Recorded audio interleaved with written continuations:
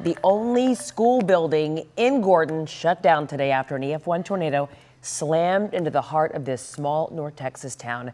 You can see just how much damage was left behind. Yeah, this morning the cleanup continues across Palo Pinto County after Sunday night's devastating storm tore through that area, left a path of debris and destruction. Chris Sadeghi joins us now in studio. So Chris, this is not just about damage.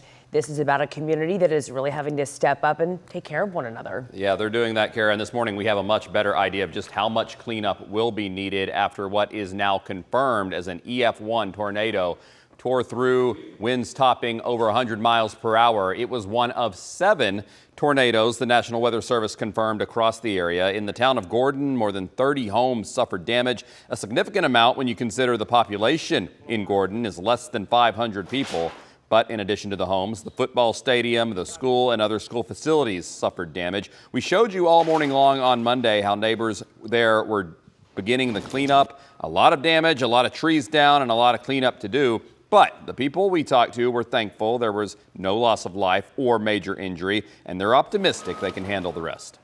There is a lot of devastation, and we have a lot of work to do. And I'm guessing we're all as soon as we get cell phone reception, I'm sure that we'll all coordinate together, and the community will band together, and we'll try to work for each other and get everything fixed as best we can.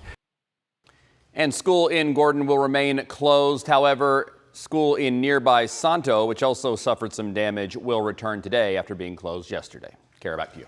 All right, Chris, so if you'd like to help Gordon ISD recover from its tornado damage, we've added a link to their donation page on WFAA.com.